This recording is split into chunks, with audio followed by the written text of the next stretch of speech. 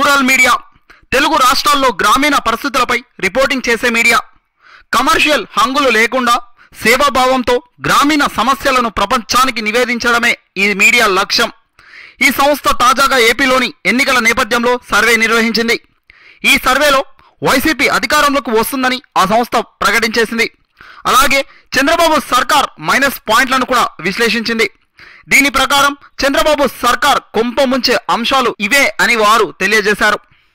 TDP Janasena party నాయకులు ఆంధ్ర వాళ్ళను తెలంగాణలో కొడుతున్నారని పదే పదే ప్రచారం చేయడం వల్ల రాజకీయ స్వార్థం కోసం ఆ రెండు పార్టీలు రెండు తెలుగు రాష్ట్రాల మధ్య విద్వేషాలు పెంచుతున్నారనే భావన విద్యావంతుల్లో తీవ్రంగా ఉంది. రాష్ట్రంలో విద్యుత్ లేని గ్రామాల సంఖ్య 200కు పైగా ఉన్నట్టు మా పరిశీలనలో తేలింది. కరెంట్ బల్బ్స్ ఎలా ఉంటుందో కూడా మాకు తెలియదు అంటున్నారు కొందరు.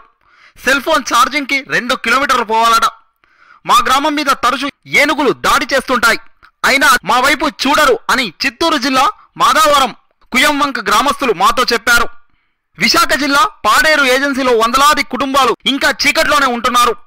రాష్ట్ర వ్యాప్తంగా నిరుద్యోగ సమస్య తీవ్రంగా ఉంది. నైపుణ్యమున్న వారికి కూడా ఉపాధి అవకాశాలు దొరకడం లేదని నెల్లూరు జిల్లా తాడ సమీపంలోని ఓ ఐటీఐ చదివిన నిరుద్యోగి మాతో అన్నారు. రాని ఉద్యోగాల కోసం ఎదురు చూడకుండా బతుకు తెరువు కోసం మట్టి పనులు చేసుకొని బతుకుతున్నామని ఆయన పేర్కొన్నారు.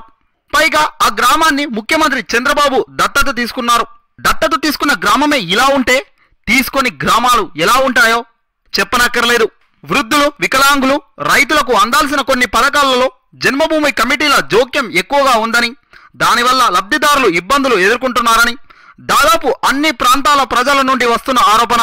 మారుమూల పల్లెల్లో ప్రాథమిక విద్యకు పిల్లలు దూరం అవుతున్నారు.